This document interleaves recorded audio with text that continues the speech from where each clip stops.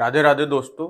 इससे पूर्व की जो हमारी क्लासें थी, जो रीट मेंस से संबंधित क्लासों की जो हमने सीरीज शुरू करी है, उसमें हमने सामान्य विज्ञान के जो अम्ल सार लवण वाला टॉपिक पढ़ लिया था, भौतिक एवं रासायनिक परिवर्तन वाला भी पढ़ लिया और तत्व यौगिक मिश्रण वाला टॉपिक भी हमने पढ़ लिया। ये तीनों ही टॉपिक रसायन विज्ञान से संबंधित है, केमिस्ट्री से संबंधित है, इसलिए इन तीन टॉपिक को तो हम कंप्लीट कर चुके हैं। अब जो हमारे जो टॉपिक शुरू होंगे आज से, गति, बल एवं गति के नियम और प्रकाश, ये तीनों टॉपिक भौतिक विज्ञान से संबंधित है। अब जो चलेगी इन तीन टॉपिक में क्लास है, वो भौतिक विज्ञान से संबंधित रहेगी और लास्ट में हम पढ़ेंगे कोशिका संरचना एवं प्रकार, जीवों में श्वसन एवं परिवहन, जंतुओं में जनन। ये तीनों ही टॉपिक बायोलॉजी से संबंधित है, जीव विज्ञान से संबंधित है। तो इन तीनों टॉपिक को हम लास्ट में पढ़ेंगे। हमारा भौतिक परिवर्तन और रासायनिक परिवर्तन से संबंधित क्लास, अम्ल सार लवण, तत्व यौगिक मिश्रण से संबंधित मतलब केमिस्ट्री वाली क्लास हो चुकी है। अब जो है वो हमारी क्लास चलेगी, वो फिजिक्स से संबंधित चलेगी। तो आज का जो हमारा टॉपिक रहेगा, इसमें वो हम गति के बारे में पढ़ेंगे। ठीक है दोस्तों, इन तीनों ही टॉपिक को मैं क्लियर कर चुका हूं और इससे संबंधित हमारी एमसीक्यू की क्लासें भी हो चुकी है। अब हम गति के बारे में पढ़ने जा रहे हैं, तो गति की क्लास हम शुरू करते हैं। गति, इसे इंग्लिश में मोशन कहते हैं। गति के बारे में आपको मैं बताता हूं। समय के साथ वस्तु की स्थिति में निरंतर परिवर्तन, जो समय है उसके साथ वस्तु की स्थिति में निरंतर जो परिवर्तन होता है, उसको हम गति कहते हैं। तो समय के साथ वस्तु के स्थिति जो है उसमें निरंतर परिवर्तन को समय को गति कहेंगे। अब गति के प्रकार की हम बात करें तो पहला जो प्रकार है गति का, वह है सरल रेखी गति। दूसरा है वर्तुल या वृत्ताकार गति। तीसरा प्रकार है आवर्त गति। चौथी बात करें हम तो घूर्णन गति। और पांचवी बात करें हम कंपन गति। तो ये गति के प्रकार है। अब हम वन बाय वन गति के प्रकारों को देखते हैं। पहला प्रकार है गति का सरल रेखी गति। तो सरल रेखा में होने वाली गति, जो गति सरल रेखा में होती है, जैसे अगर आप किसी रोड पर चल रहे हो या रोड पर कोई वाहन जा रहा है और वो सीधा जा रहा है, तो उस वाहन की जो गति रहेगी वो क्या रहेगी? सरल रेखी गति रहेगी। जैसे सीधी सड़क पर वाहन की गति और पटरी पर रेलगाड़ी की गति। पटरी, मान लो पटरी सीधी है, तो वहां पर जो पटरी की गति रहेगी वह रेलगाड़ी, पटरी के ऊपर जो रेलगाड़ी की गति रहेगी वह क्या रहेगी दोस्तों? सरल रेखी गति रहेगी। अगर पटरी घूमी हुई है या वृत्ताकार आकृति में है तो वहां पर वृत्तीय गति रहेगी, लेकिन ज्यादातर पटरियों को हम सीधा मानते हैं, तो उस कंडीशन में हम कहते हैं कि जो रेलगाड़ी की गति रहेगी पटरियों पर, वह सरल रेखी गति रहेगी। नेक्स्ट हम बात करें वर्तुल या वृत्ताकार गति। जब कोई वस्तु निश्चित वृत्ताकार पथ में घूमती है तो यह गति क्या कहलाती है? वृत्ताकार गति कहलाती है। जब कोई वस्तु है किसी वृत्ताकार पथ में, जो एक गोलाई के आकृति में है या वृत्त के आकृति में है, तो वृत्ताकार पथ में अगर कोई वस्तु घूमेगी तो उस वस्तु की जो गति रहेगी दोस्तों, वो क्या रहेगी? वृत्तीय गति या वर्तुल गति रहेगी। इसे हम वृत्ताकार गति भी कहेंगे। अब वर्तुल गति में गति करने वाली वस्तु की केंद्र से दूरी क्या रहती है? समान रहती है। मतलब अगर कोई वस्तु इस वृत्ताकार पथ में अगर घूर्णन कर रही है या गति कर रही है, तो इस वृत्ताकार पथ में कोई वस्तु, यहाँ पर जैसे कोई हम आदमी ही ले लेते हैं या कोई वाहन ले लेते हैं जो इस वृत्ताकार पथ पर या एक वृत्ताकार सड़क बनी हुई इस पर गति कर रहा है, तो इसका जो वृत्ताकार पथ का केंद्र है, इससे इस वाहन की दूरी हमेशा क्या रहेगी? समान रहेगी। इस वृत्त की त्रिज्या के बराबर इसके केंद्र से दूरी पर यह वाहन क्या रहेगा? गति करेगा। तो वर्तुल गति में गति करने वाली वस्तु की केंद्र से दूरी दोस्तों क्या रहती है? समान रहती है। जैसे पंखे की पंखुड़ी पर बना कोई चिन्ह, मान लो मैं एक पंखा बना देता हूं। अब इस पंखे की अगर मैं पंखुड़ी पर कोई चिन्ह लगा देता हूं और मैं इस पंखे को चालू करता हूं, तो आप देखोगे यह एक वृत्ताकार पथ पर घूमता हुआ प्रतीत होगा। मतलब अगर मैं इस पे किसी कोई बिंदु बना देता हूं तो यह बिंदु एक वृत्ताकार पथ पे पंखे में घूमता हुआ प्रतीत होगा। इसी प्रकार घड़ी के सेकंड की सुई की गति, जो घड़ी के सेकंड की सुई की गति रहेगी वह भी क्या रहेगी? वृत्ताकार पथ पर ही रहेगी। नेक्स्ट हम बात करें गति के प्रकारों में आवर्त गति की। तो ऐसी गति जो निश्चित समय पश्चात दोहराई जाती है। कोई गति जो एक निश्चित समय के पश्चात क्या की जा रही है? दोहराई जा रही है, तो उसे हम आवर्त गति कहेंगे। अब जैसे घड़ी का पेंडुलम और बालक के झूलने की गति। आपने ये घड़ी देखी होगी इस प्रकार की, जिसमें यहाँ पर एक पेंडुलम लगा रहता है। यह समय के साथ जैसे जैसे इधर जाता है, फिर थोड़ी देर बाद वापस रिटर्न होकर इधर आता है। तो यह क्या करता है? एक निश्चित गति या निश्चित समय के पश्चात क्या करता है? अपनी गति को दोहराता है। तो इसे आवर्त गति कहते हैं। तो घड़ी के जो पेंडुलम की गति रहेगी, एक निश्चित समय बाद यहाँ से यहाँ आएगा, फिर वापस यहाँ आएगा, फिर यहाँ आएगा। तो इस प्रकार से इसकी जो गति रहेगी ये क्या रहेगी? आवर्त गति रहेगी। एक झूलते हुए बालक की गति, मान लो कोई बालक है वो झूले में झूल रहा है, यहाँ पर एक झूला बंधा हुआ है अब इस झूले पे अगर कोई बालक बैठा हुआ है और इसकी जो गति रहेगी झूलने की, ये बार बार आगे पीछे जाएगा, तो वह भी गति एक तरह से क्या रहेगी, आवर्त गति का उदाहरण रहेगी। अब आवर्त गति के बाद हम नेक्स्ट देखते हैं चौथी गति, कंपन्न गति। वह गति जिसमें वस्तु कंपन्न करती है, ऐसी गति जिसमें वस्तु क्या करे, कंपन्न करे, तो वह गति क्या कहलाएगी, कंपन्न गति कहलाएगी।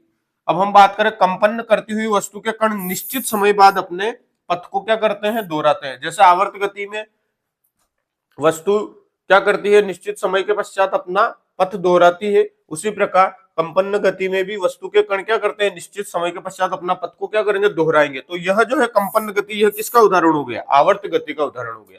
तो एक तरह से कंपन्न गति क्या है, आवर्त गति का ही उदाहरण है, क्योंकि इसमें कण क्या करते हैं, एक निश्चित समय के पश्चात क्या करते हैं, अपने पथ को दोहराते हैं। तो कंपन्न गति भी किसका उदाहरण है, आवर्त गति का उदाहरण है, ये याद रखें आप। कंपन्न गति आवर्त गति का क्या है, उदाहरण, ये इंपॉर्टेंट चीज है। नेक्स्ट हम बात करें घूर्णन गति।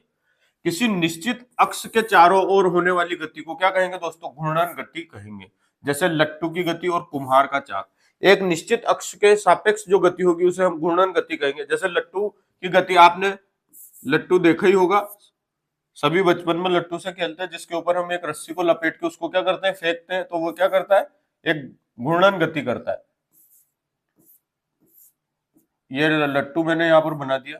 अब जैसे ही हम इसके ऊपर यहाँ पर रस्सी लपेट कर अगर हम इसको फेंके, तो यह एक निश्चित अक्ष जो इसके नीचे कील लगी होती है उसके ऊपर क्या करता है, घूर्णन करता है। तो क्या एक निश्चित अक्ष के चारों ओर होने वाली गति को क्या कहेंगे दोस्तों, घूर्णन गति कहेंगे। तो उस लट्टू की जो गति रहेगी वो घूर्णन गति रहेगी। ऐसे ही कुम्हार क्या करता है, बर्तन आदि बनाने या दिए बनाने के लिए, एक मिट्टी के दिए बनाने के लिए क्या करता है, कुम्हार एक चौक का प्रयोग करता है, जिसमें क्या करता है, वो उसको घुमाता है, वो घूमता रहता है और वो उसको मिट्टी के जो बर्तन या जो भी बना रहा रहता है उसको शेप देता है। तो वो उसको जो एक आकृति प्रदान करता है, तो वहां पर भी जो गति होती है उस चौक की, उसको क्या कहते हैं, घूर्णन गति कहते हैं, क्योंकि वो एक निश्चित अक्ष के सापेक्ष क्या है, घूमता रहता है। और कुम्हार उस मिट्टी को अपने हाथों से या अन्य साधनों के प्रयोग से क्या करता है, निश्चित आकृति प्रदान करता रहता है। अब बात करें हम दूरी का मापन, तो विश्व में सभी देशों द्वारा मान्य मापन प्रणाली को अंतरराष्ट्रीय मात्रक प्रणाली कहते हैं, इसे एसआई भी कहते हैं। तो लंबाई का एसआई मात्रक क्या है, मीटर है। तो लंबाई का एसआई मात्रक क्या है, मीटर। इसे ये स्मॉल एम से भी इसको हम शो करते हैं। तो दूरी का मापन किस में किया जाता है दोस्तों, मीटर में किया जाता है, और दूरी का मात्रक क्या रहेगा, एसआई मात्रक मीटर रहेगा, लंबाई का एसआई मात्रक। अब नेक्स्ट हम बात करें विरामावस्था। कौन सी ऐसी अवस्था है जिसे हम विरामावस्था कहेंगे, जब कोई वस्तु समय के साथ अपनी स्थिति नहीं बदले, तो हम कहते हैं कि वस्तु क्या है, विरामावस्था में। कोई वस्तु है जो रखी हुई है, या कोई ऐसा बॉक्स है जो रखा हुआ है, अगर वह समय के साथ आज जिस स्थिति में रखा है 2-3 दिन बाद भी हम देखें तो वहीं रखा हुआ है, तो समय के साथ उसकी स्थिति में क्या हो रहा है, कोई परिवर्तन नहीं हो रहा है, तो ऐसी स्थिति में उस बॉक्स को हम क्या कहेंगे कि यह विरामावस्था में रखा हुआ है, या इस बॉक्स की अवस्था क्या है, विराम अवस्था है। तो विरामावस्था वह अवस्था रहेगी जिसमें वस्तु समय के साथ अपनी स्थिति को नहीं बदलता। अब बात करें मूल बिंदु या संदर्भ बिंदु। जिस बिंदु या स्थिर वस्तु के सापेक्ष कोई वस्तु अपनी क्या रखती है, स्थिति रखती है या क्या करती है, बदलती है। तो जिस बिंदु या स्थिर वस्तु के सापेक्ष कोई वस्तु अपनी स्थिति रखती या बदलती है, उस बिंदु को मूल बिंदु या संदर्भ बिंदु कहते हैं। अब जैसे मैं बात करूं कि यहाँ पर हम जयपुर से दिल्ली जा रहे हैं, जयपुर से कहाँ जा रहे हैं, दिल्ली। इस बीच में यहाँ पर एक कार है,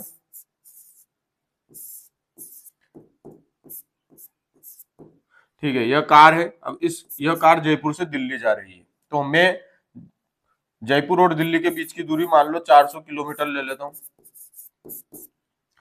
यह जयपुर से चली और दिल्ली की ओर जा रही है। तो अब अगर मैं इस कार की बात करूं कि 1 घंटे बाद कार कितनी दूरी चली, तो मैं कितनी दूरी चलने के लिए वहां पर मूल बिंदु या संदर्भ बिंदु क्या रहेगा, जयपुर रहेगा। मान लो 1 घंटे में यह कार 80 किलोमीटर आ गई, कितनी आ गई, 80 किलोमीटर आ गई, तो मैं क्या कहूंगा कि 1 घंटे बाद जो गाड़ी है वो जयपुर से 80 किलोमीटर आगे आई। तो यहाँ पर जो जयपुर है यह मूल बिंदु या संदर्भ बिंदु का कार्य करेगा। तो पूरा जयपुर सिटी है एक तरह से, या जो जयपुर है वह क्या काम करेगा, यहाँ पर मूल बिंदु या संदर्भ बिंदु का बात करेगा, का काम करेगा। जहां से जैसे हम जयपुर से उस दूरी को ले रहे हैं, अगर मैं कहूँ 1 घंटे बाद कार ने कितनी दूरी तय करी, तो मुझे यह भी तो पता होना चाहिए कि मैं दूरी कहाँ से मापूंगा। तो कार जयपुर से चली तो जयपुर से दूरी कितनी होगी, 80 किलोमीटर चली तो जयपुर से कितनी चली, 80 किलोमीटर चली। तो यह जयपुर जो है यहाँ पर मूल बिंदु या संदर्भ बिंदु का काम करेगा। जैसे जिस बिंदु या स्थिर वस्तु के सापेक्ष कोई वस्तु अपनी स्थिति रखती है या बदलती है, तो यहाँ पर कार एक वस्तु हो गई, इसने अपनी स्थिति बदली है, जयपुर थी, यहाँ से चलते चलते 80 किलोमीटर हो, या जयपुर से दिल्ली के बीच में जयपुर से 80 किलोमीटर आगे आके यहाँ पर अभी 1 घंटे बाद यहाँ पर है। तो क्या कहेंगे हम, जयपुर से उसकी दूरी कितनी हुई, 80 किलोमीटर चली 1 घंटे में। तो ये जयपुर मूल बिंदु या संदर्भ बिंदु हो गया। तो यहाँ पर मूल बिंदु या संदर्भ बिंदु से मतलब यही है। नेक्स्ट हम बात करें दिशा के अनुसार गति के प्रकार। अब दिशा के अनुसार गति कितने प्रकार की होती है, देखिए। पहली गति है एक विमी गति, तो सरल रेखा के अनुदिश गति कर रहे कण की गति। कोई जैसे हम सड़क पर बाइक लेके चल रहे हैं या सड़क पर कार लेके चल रहे हैं, तो हम क्या कर रहे हैं, एक सीधी रेखा या एक सरल रेखा के अनुदिश हमारी गति हो रही है, तो उसे हम एक विमी गति कहेंगे। क्या कार चलते चलते हवा में उड़ जाएगी, रोड पर चलती हुई कार अचानक से हवा में थोड़ी उड़ रही है, वह चल किस पे रही है, रोड पे रही है। मतलब एक तरह से हम देखें, मान लो यहाँ पर हम अक्ष बना दे, तो ये एक्स अक्ष है और ये वाई अक्ष है, और यहाँ पर अगर हम किसी साधन को चला दे, जैसे ये कार ही इस पे चल रही है, तो यह इसी सरल रेखा में चल रही है, मतलब एक्स अक्ष पर चल रही है, तो इसकी जो गति है वो क्या, एक विमी गति है। क्या यहाँ से कार उड़कर हवा में थोड़ी चली जाएगी, अगर कार उड़कर हवा में चली जाती तो यहाँ द्विविमी गति हो जाती, वो इधर भी चलती और ऊपर की तरफ भी जाती। तो यहाँ पर एक विमी गति में क्या रहेगा, सरल रेखा के अनुदिश गति कर रहे हैं कण की गति क्या रहेगी दोस्तों, एक विमी गति रहेगी। अब हम बात करें द्विविमी गति की, तो एक तल में एक वक्रित पथ के अनुदिश गतिमान एक कण द्विविमी गति करता है। जैसे मैं आपसे बात करूं, यहां पर मैंने एक बॉल को फेंका, क्रिकेट की बॉल को फेंका, वो इस प्रकार से गति करके यहाँ पर कहीं गिर गई। ये एक्स अक्ष है, ये वाई अक्ष है। अब देखो यह बॉल दोनों तरफ गति कर रही है, इस दिशा में भी और इस दिशा में भी। इस दिशा में तो ये एक्स अक्ष की तरफ जा रही है और इधर ऊपर की तरफ ये वाई अक्ष में जा रही है। मतलब अगर मैं बॉल को यूं फेंकता हूं तो बॉल सीधी भी जाती है, मतलब इधर भी गति करती है और ऊपर की तरफ भी जाती है। तो उसकी गति कितनी विमाओं में रही, दो विमाओं में रही, मतलब दो अक्षों पर हो रही है, एक्स अक्ष और वाई अक्ष दोनों में ही वो क्या कर रही है, बॉल गति कर रही है। तो उसकी जो गति कहलाएगी दोस्तों वो द्विविमी गति कहलाएगी।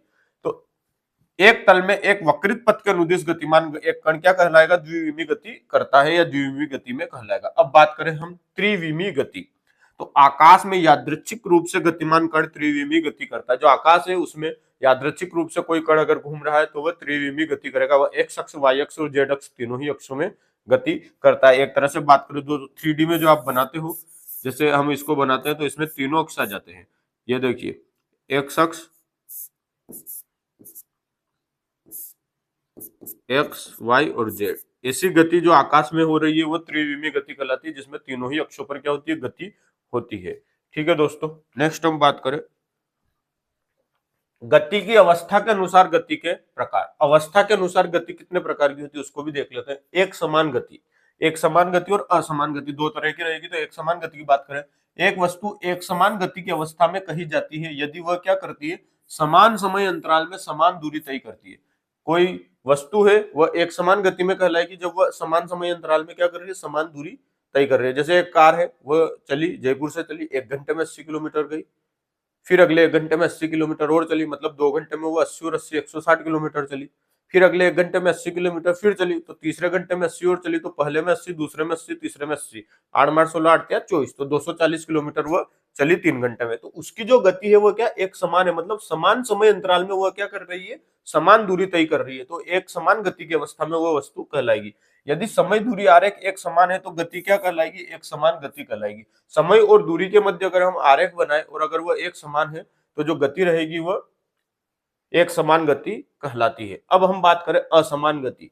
एक वस्तु असमान गति रखती है यदि वह क्या करे, समान समय अंतराल में क्या करे, असमान दूरी तय करती है। मुक्त रूप से गिरती हुई एक वस्तु, जैसे बिल्डिंग से अगर हम किसी बॉल या किसी वस्तु को गिराएं बहुमंजिला बिल्डिंग से, तो उसकी स्टार्टिंग में जो स्पीड रहती है वो कम रहती है, फिर जैसे जैसे जैसे जैसे वो नीचे जाती जाती है उसकी स्पीड क्या होती है, बढ़ती जाती है। तो मुक्त रूप से गिरती हुई एक वस्तु की जो गति रहेगी वह क्या रहेगी, असमान गति रहेगी। जैसे मैं अगर इस एक बिल्डिंग से यहाँ से एक बॉल को गिराऊं तो प्रारंभ में इसकी मान लो स्पीड में ले लेता हूँ 1 मीटर प्रति सेकंड है, तो यहाँ आते आते इसकी स्पीड जो है दोस्तों थोड़ा आधे बीच तक आते आते इसकी स्पीड 5 मीटर प्रति सेकंड, नीचे आते आते इसकी स्पीड 10 मीटर प्रति सेकंड। यह मैं बस अंदाजे से ले रहा हूँ, 1 5 10, यह कोई फॉर्मूले से कैलकुलेट करके नहीं आया, लेकिन मैं आपको बता रहा हूँ कि जैसे जैसे यह बॉल यहाँ से नीचे गिरती जाएगी, इसकी स्पीड क्या होती जाएगी, बढ़ती जाएगी। तो इसका वेग या स्पीड बढ़ती जाएगी, वेग बढ़ता जाएगा। तो यह क्या करेगी, जैसे पहले एक सेकंड में 1 मीटर चल रही थी, अब यहाँ पर इस स्थिति पे आने के बाद 1 सेकंड में 5 मीटर चलती है। यहाँ आते आते इसकी स्पीड इतनी हो जाती है कि 1 सेकंड में 10 मीटर चलती है।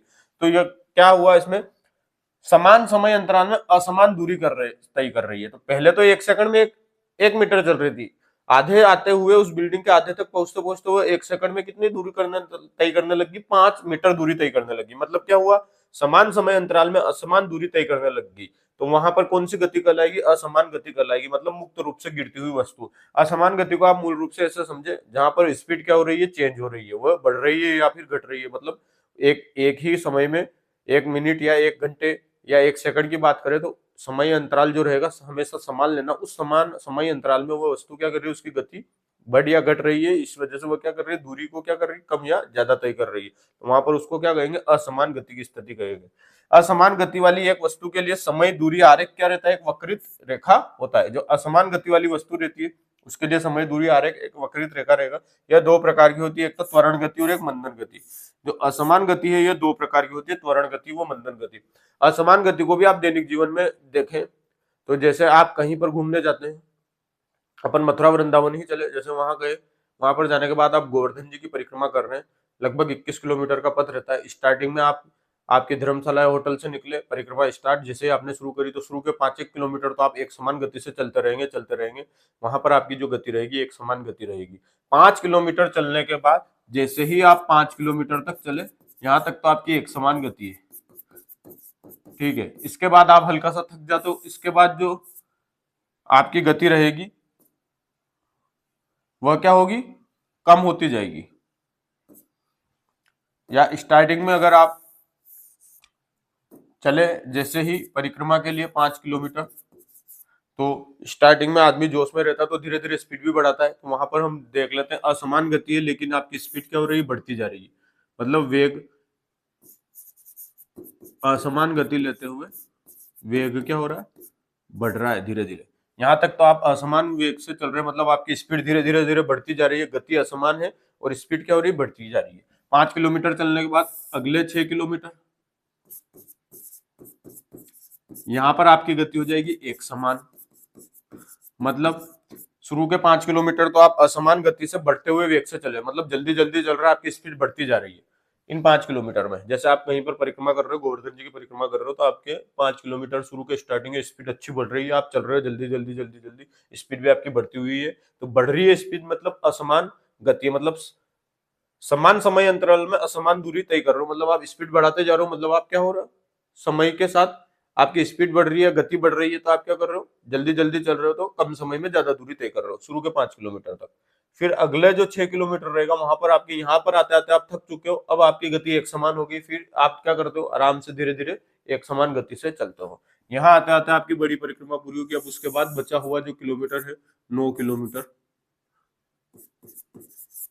अब यहाँ तक आपकी इन 6 किलोमीटर में एक समान गति थी, इससे पहले असमान गति या असमान वेग बानू में, तो इसमें आपकी स्पीड क्या हो रही थी, बढ़ती जा रही थी। अब जो रहेगा आपका क्या रहेगा, यहाँ पर स्पीड घटेगी।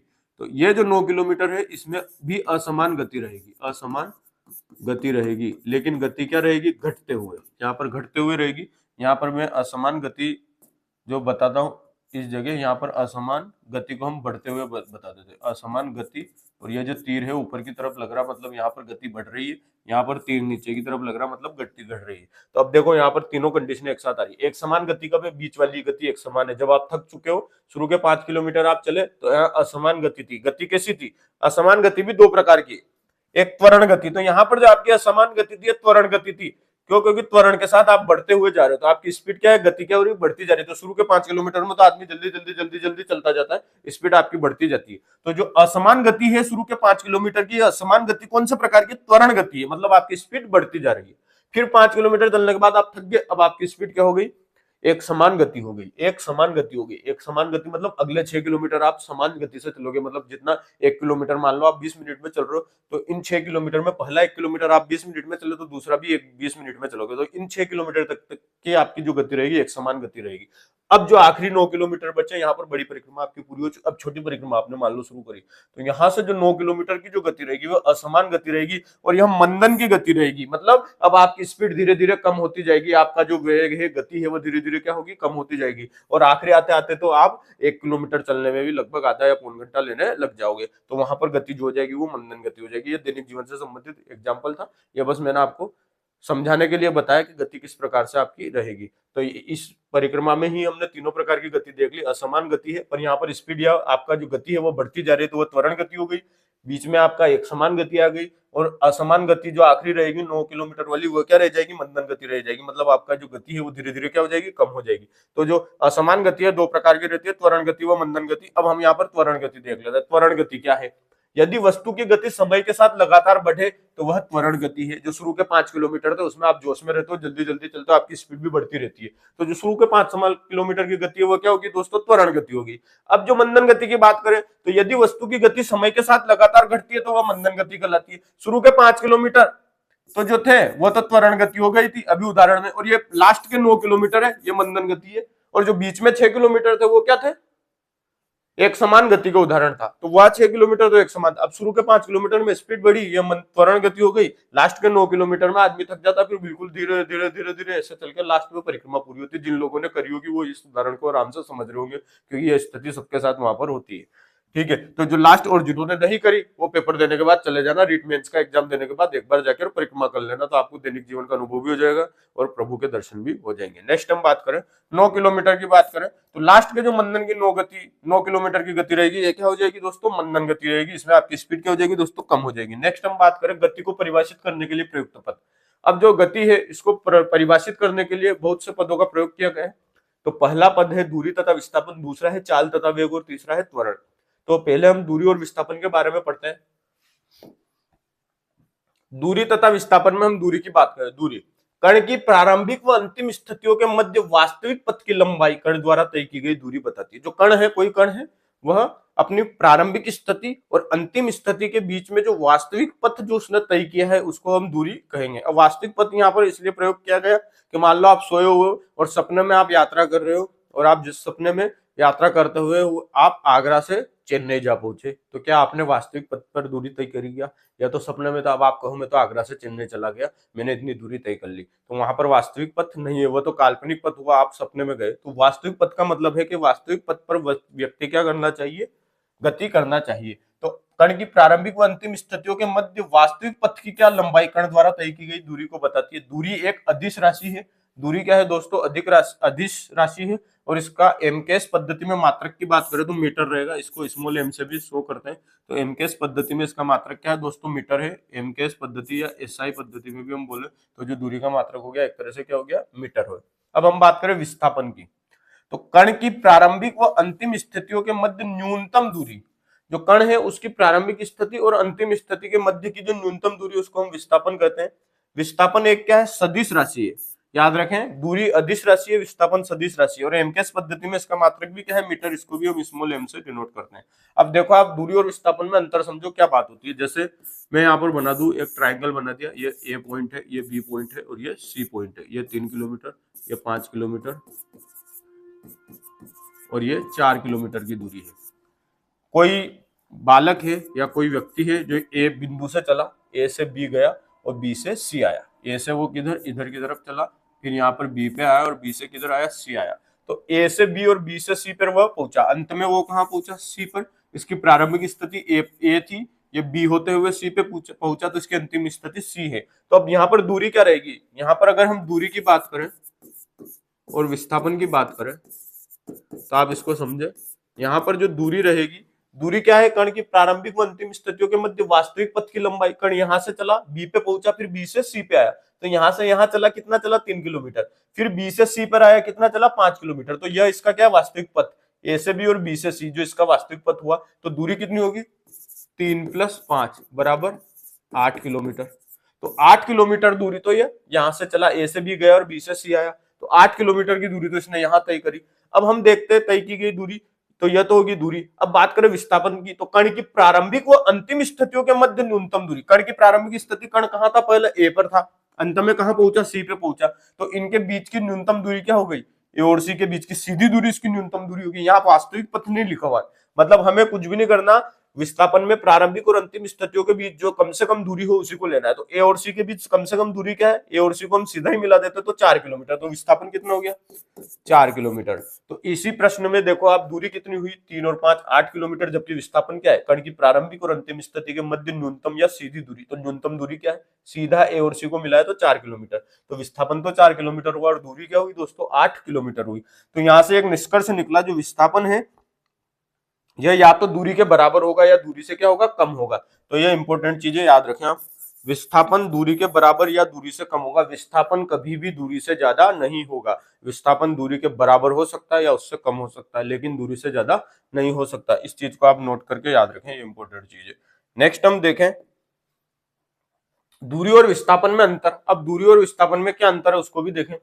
दूरी है प्रारंभिक व अंतिम स्थितियों के मध्य तय किए गए पथ की कुल लंबाई। दूरी क्या है, प्रारंभिक और अंतिम स्थितियों के बीच तय की गए पथ की कुल लंबाई। जबकि देखो उस त्रिभुज वाले में ये पथ की जो कुल लंबाई थी ये वाली, यहां से यहां और यहां से यहां पहुंचाने वाली लंबाई को हमने क्या लिया था, दूरी लिया था। अब विस्थापन क्या, प्रारंभिक और अंतिम स्थितियों के बीच सीधी दूरी, ये ए था, ये बी था और ये सी था, तो इस पथ को हमने नापा था। और प्रारंभिक व अंतिम स्थितियों के बीच की दूरी, तो ये ए था, यहाँ पर बी था और यहाँ पर सी था, लेकिन हमने इसमें कौन सी दूरी ली थी, ये ली थी ए और सी वाली। इस बी वाली दूरी को हमने नहीं नापा था, ए और सी वाली दूरी को हमने नापा था। तो विस्थापन में तो क्या रहेगा, प्रारंभिक और अंतिम स्थितियों के बीच की सीधी दूरी। अब दूरी का दूसरा अंतर, दूरी हमेशा धनात्मक होगी, यह ऋणात्मक या शून्य नहीं होती। जो दूरी है वह धनात्मक होगी, ऋणात्मक व शून्य नहीं होती। जबकि विस्थापन की बात करें तो विस्थापन धनात्मक हो सकता है, ऋणात्मक हो सकता है, शून्य भी हो सकता है। विस्थापन की तीनों ही कंडीशनें हो सकती है, विस्थापन धनात्मक भी हो सकता है, ऋणात्मक भी हो सकता है और शून्य भी हो सकता है। जबकि दूरी हमेशा क्या रहेगी दोस्तों, धनात्मक रहेगी। दूरी अदिश राशि है, जो दूरी है वह अदिश राशि और विस्थापन क्या सदिश राशि है, ये भी याद रखें। इनका मात्रक, दोनों का ही मात्रक क्या रहेगा दोस्तों, मीटर रहेगा। नेक्स्ट हम बात करें चाल तथा वेग। दूरी और विस्थापन हमने देख लिया। अब जो दूसरा पॉइंट हमारा था उसमें हम बात करें चाल तथा वेग की। चाल जिसे हम स्पीड भी कहते हैं, तो इकाई समय अंतराल में वस्तु द्वारा तय की गई कुल दूरी। जो इकाई समय अंतराल है उसमें वस्तु द्वारा जो तय की गई कुल दूरी है उसको हम क्या कहते हैं दोस्तों, चाल कहते हैं। तो चाल का जो सूत्र हुआ वह हुआ दूरी बटा समय, दूरी बटा समय। दूरी को हम किस में लेते हैं दोस्तों, मीटर में। दूरी का मात्रक है वो हो गया मीटर और समय का मात्रक क्या हो गया, सेकंड। तो चाल का मात्रक क्या हो गया, मीटर प्रति सेकंड। इसको मीटर प्रति सेकंड ऐसे भी लिखते हैं। और अगर मैं इसको ऐसे भी लिख सकता हूं, मीटर इंटू सेकंड की पावर -1। तो मात्रक की बात करें हम चाल की, तो एमकेएस पद्धति में मात्रक होता है मीटर इंटू सेकंड की पावर -1। ये यहां से आया, मैंने आपको बता दिया। चाल बराबर होता है दूरी बटा समय। दूरी होती है मीटर में, समय होता है सेकंड में। दूरी का मात्रक मीटर, समय का मात्रक सेकंड। तो चाल का मात्रक क्या हो गया, मीटर प्रति सेकंड। इसको मीटर प्रति सेकंड ऐसे भी लिखते हैं, या एम इंटू एस की पावर -1, मीटर इंटू सेकंड की पावर -1। तो एमकेएस पद्धति में मात्रक होगा मीटर इंटू सेकंड की पावर -1, या मीटर प्रति सेकंड, या मीटर प्रति सेकंड ऐसा भी लिखा सकता है और ऐसा भी लिख सकता है। मतलब मीटर के बटे में क्या है, सेकंड है। अब एम के एस का मतलब समझो आप, एम मतलब मीटर, के मतलब किलोग्राम और एस का मतलब हो गया सेकंड। तो यहाँ पर मीटर, किलोग्राम और सेकंड में तो एमकेएस पद्धति रहती है जिसमें मीटर इंटू सेकंड की पावर -1 आता है। अब इसी को अगर सीजीएस पद्धति में पूछे तो यहाँ सी का मतलब तो होता है सेंटीमीटर, यहाँ जी का मतलब होता है ग्राम और एस का मतलब तो सेकंड है ही सही। तो centimetre into gram into second, ये सीजीएस वाली पद्धति है। और एमकेएस में metre into kilogram into second, ये एमकेएस वाली पद्धति। तो यहाँ सेंटीमीटर ग्राम और सेकंड में था, तो सेंटीमीटर मीटर की जगह यहाँ क्या गया, सेंटीमीटर इंटू सेकंड की पावर माइनस, और सेकंड तो इसमें रहता ही। और यहाँ पर किलोग्राम वाली कोई चीज है नहीं, तो मात्रक में किलोग्राम का हमने यूज, या किलोग्राम या ग्राम का हमने यूज नहीं किया। तो जो चाल का मात्रक रहेगा वो मीटर इंटू सेकंड की पावर -1 या सेंटीमीटर इंटू सेकंड की पावर -1 रहेगा। इसे मीटर प्रति सेकंड या सेंटीमीटर प्रति सेकंड भी कहते हैं। यह क्या है, चाल एक अदिश राशि है। याद रखें, चाल एक अदिश राशि है। जैसे वहां पर दूरी एक अदिश राशि थी, वैसे ही चाल भी क्या है, अदिश राशि है। अब चाल के बाद हम बात करें वेग की। वेग को वेलोसिटी कहते हैं। वेग की हम बात करें, जब वस्तु की स्थिति किसी विशेष दिशा में परिवर्तित होती है।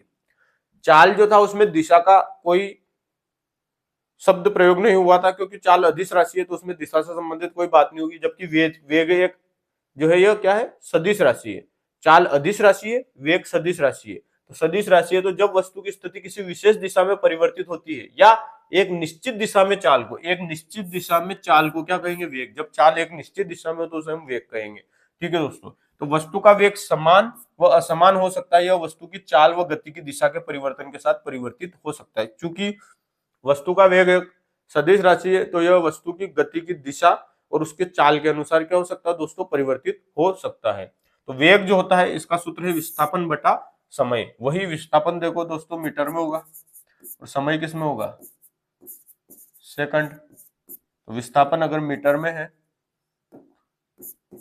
और समय सेकंड में है तो इसका मात्रक जो रहेगा वेग का, एमकेएस पद्धति या की हम बात करें तो इसमें मात्रक रहेगा मीटर इंटू सेकंड की पावर -1 मीटर प्रति सेकंड, और सीजीएस पद्धति में बात करें तो सेंटीमीटर इंटू सेकंड की पावर -1 सेंटीमीटर इंटू सेकंड। तो चाल और वेग का जो मात्रक है दोस्तों वो सेम है, जैसे वहां पर दूरी और विस्थापन का जो मात्रक था वह भी सेम था। लेकिन हम बात करें तो दूरी जो है अदिश राशि थी, विस्थापन सदिश राशि थी। उसी प्रकार यहाँ पर जो चाल है वह अदिश राशि है और वेग क्या है, सदिश राशि है। जबकि चाल और वेग का मात्रक सेम है और वहां दूरी और विस्थापन का मात्रक क्या था दोस्तों, सेम था।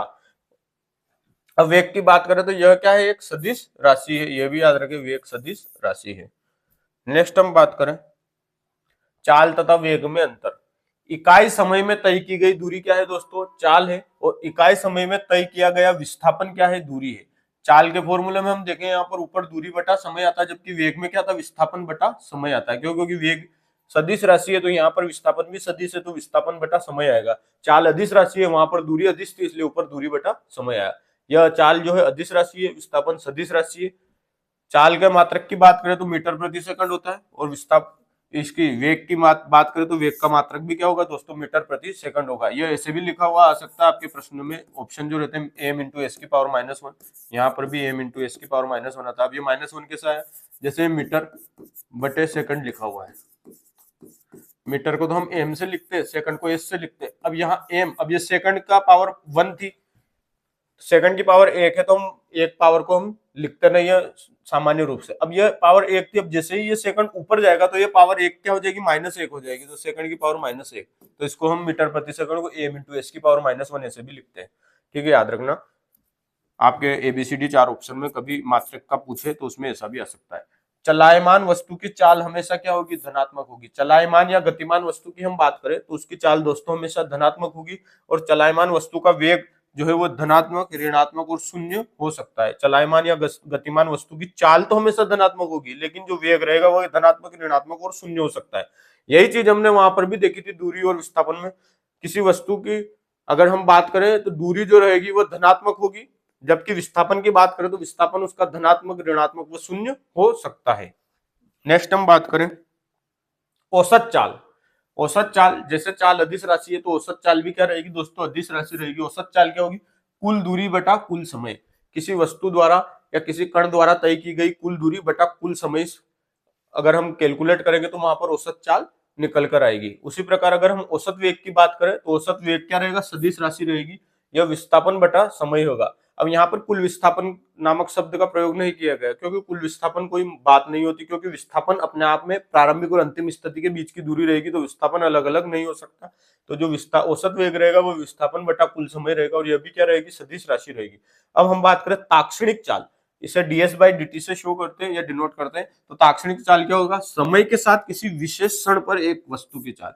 समय के साथ किसी विशेष क्षण पर, जैसे 1 घंटे में कोई वस्तु 80 किलोमीटर की दूरी तय कर रहे हैं, तो मैं अगर प्रश्न ऐसे पूछूं कि किसी वस्तु के प्रारंभिक स्थिति से 30 सेकंड बाद उसकी चाल क्या होगी, तो 30 सेकंड बाद मतलब बिल्कुल 30वें सेकंड पर उसकी चाल में पूछ रहा हूँ कि 30वें सेकंड पर उसकी चाल क्या है, तो वो ताक्षणिक चाल होगी किसी समय विशेष पर।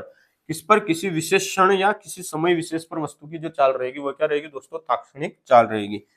बस आपको इतनी ही परिभाषा याद रखनी इसकी। अब आगे हम बात करें त्वरण की। त्वरण क्या होता है, तो वेग में परिवर्तन की दर त्वरण कहलाती है। जो वेग है, किसी वस्तु का वेग है, उसमें जो परिवर्तन हो रहा है उस परिवर्तन की दर को हम क्या कहेंगे दोस्तों, त्वरण कहेंगे। यह भी क्या है, एक सदिश राशि, क्योंकि वेग सदिश राशि है तो वेग में परिवर्तन भी सदिश होगा।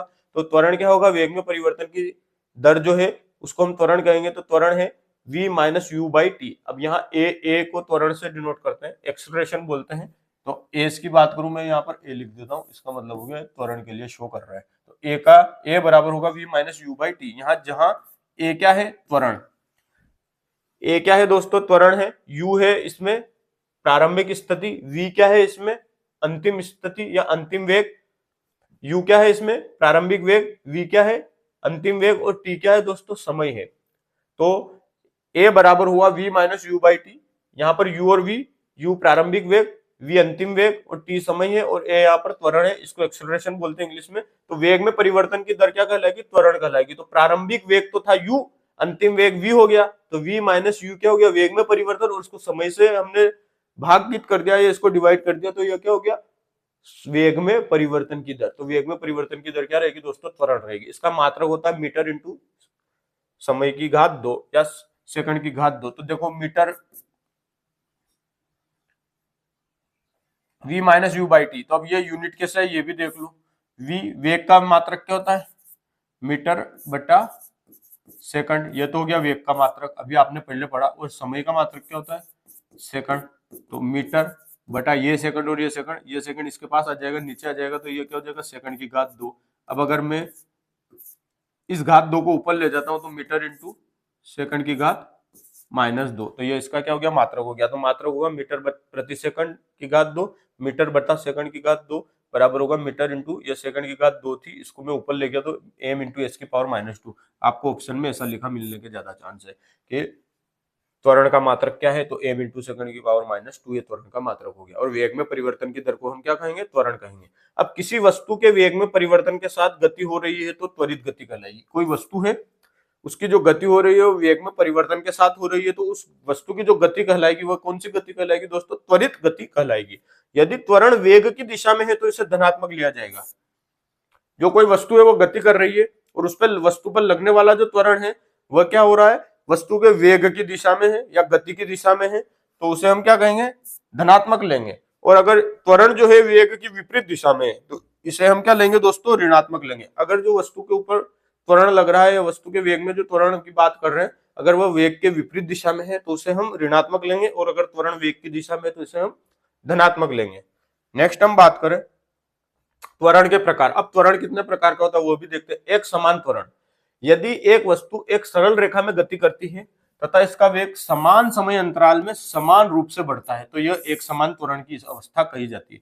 अगर कोई वस्तु गति कर रही है और उसका जो वेग है एक समान समय अंतराल में क्या हो रहा है, समान रूप से बढ़ रहा है, तो उस पे जो वस्तु में जो त्वरण लगेगा उसको हम क्या बोलेंगे, उस वस्तु की गति में जो त्वरण प्रयोग किया जा रहा है या त्वरण लग रहा है वो क्या रहेगा, एक समान त्वरण रहेगा। जैसे मुक्त रूप से गिरती हुई वस्तु की गति, जैसे हमने बिल्डिंग से एक बॉल को गिराया था तो उसका वेग नीचे जाते जाते लगातार बढ़ता रहता है, वहां पर गुरुत्वीय त्वरण लगता है जी। तो गुरुत्वीय त्वरण लगने की वजह से उसका वेग लगातार बढ़ता जाता है, और गुरुत्वीय त्वरण है जो वो वेग की दिशा में लग रहा है, तो वहां पर त्वरण की वजह से क्या हो रहा है, उसका वेग लगातार बढ़ता जा रहा है। तो वहां एक समान त्वरण की गति रहेगी। जो वस्तु के सरल रेखा में गति करती है तो इसका वेग समान समय अंतराल में क्या हो रहा है, समान रूप से क्या है, बढ़ रहा है। तो मुक्त रूप से गिरती हुई वस्तु की जो गति रहेगी वो एक समान त्वरण में रहेगी। अब असमान त्वरण, यदि समान समय अंतराल में वेग असमान रूप से परिवर्तित होता है। कोई वस्तु है उसका जो वेग है समान समय अंतराल में किस रूप से, असमान रूप से परिवर्तित होता है, तो उसे हम क्या कहेंगे, असमान त्वरण की अवस्था कहते हैं। ठीक है दोस्तों, नेक्स्ट हम बात करते हैं ताक्षणिक त्वरण। जैसे हमने ताक्षणिक चाल या ताक्षणिक वेग के बारे में पढ़ा था, तो वहां पर इसी प्रकार से यहाँ पर ताक्षणिक त्वरण की बात हो रही है। किसी क्षण पर एक वस्तु का त्वरण, किसी क्षण विशेष पर एक वस्तु का त्वरण, इसका क्या कहलाएगा, ताक्षणिक त्वरण कहलाएगा। ठीक है दोस्तों, यदि वस्तु का वेग घटता है तो यह ऋणात्मक त्वरण अनुभव करेगी, जिसे क्या कहते हैं, मंदन कहते हैं। क्या कहते हैं दोस्तों, मंदन। अभी हमने ये मंदन पहले भी पढ़ चुके हैं, एक बार और देख लेते हैं। यदि वस्तु का वेग घट रहा है, किसी वस्तु पर त्वरण लग रहा है और वो उसका वेग लगातार घटता जा रहा है, तो उसे हम क्या कहेंगे, मंदन कहेंगे। अब गति की समीकरण देखते हैं एक समान त्वरण के अंतर्गत। यह जो गति की समीकरण है यह एक समान त्वरण के अंतर्गत है, याद रखें, एक समान त्वरण के अंतर्गत है, मतलब इनमें जो त्वरण है वो एक समान है। अब गति की प्रथम समीकरण की बात करें तो प्रथम समीकरण है v बराबर u plus a T. v बराबर u प्लस ए टी गति की प्रथम समीकरण है। वेग व समय में संबंध है, मतलब गति की जो प्रथम समीकरण है ये वेग और समय के मध्य संबंध बताती है। तो वहां पर प्रश्न आ सकता है गति की कौन सी समीकरण वेग व समय के मध्य संबंध बताती है। वहां पर चार ऑप्शन में आपको दे सकते हैं, v बराबर u plus a t, s equal to u t plus half a, यहाँ पर टी स्क्वायर है याद रखना, s equal to u t plus half a t square, और वी स्क्वायर बराबर यू स्क्वायर प्लस 2as। इन तीनों समीकरणों में से कौन सी समीकरण गति की प्रथम समीकरण है, तो आप इस ये v बराबर u प्लस एटी क्या हुआ, गति की प्रथम समीकरण हुई। या फिर प्रश्न आ गया वेग और समय के मध्य कौन से समीकरण इस संबंध स्थापित करती है, और इन तीनों ही ऑप्शन में दे दिया। तो पहली जो समीकरण है v equal to u plus a t, यह वेग व समय के मध्य क्या करेगी दोस्तों, संबंध स्थापित करेगी। तो जो गति की प्रथम समीकरण है या वेग और समय के मध्य संबंध स्थापित करती है, और प्रथम समीकरण क्या है, v equal to u plus a t. गति की द्वितीय समीकरण, इसमें v u a और t मैंने यहाँ लिख रखे हैं। अभी मैं तीनों समीकरण आपको बताता हूँ, उसके बाद बताएंगे इसमें v a u s और ये क्या है, उसके बाद हम बात करेंगे। ठीक है, अब गति की द्वितीय समीकरण हम देखते हैं। जो गति की द्वितीय समीकरण है वह है s equal to u t plus half a t square. यहाँ पे स्क्वायर है, t की घात 2 है।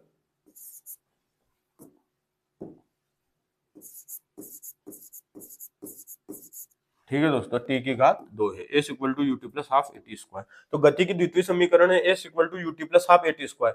तो ये जो द्वितीय समीकरण है समय व स्थिति के बीच संबंध स्थापित करती है। जो गति की प्रथम समीकरण है वह वेग व समय के मध्य संबंध स्थापित करती है। गति की जो द्वितीय समीकरण है ये समय व स्थिति के बीच संबंध स्थापित करेगी। तो s equal to u t plus half a t square जो समीकरण है ये समय व स्थिति के बीच संबंध स्थापित करेगी। उसी प्रकार गति की तीसरी समीकरण है v square equal to u square plus two a s. तो यह वेग व स्थिति के मध्य संबंध स्थापित करेगी।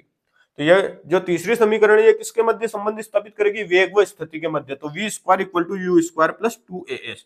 अब यहाँ पर क्या हमने प्रयोग किए हैं, तो इसमें u क्या है समीकरण में, तो u जो है प्रारंभिक वेग है।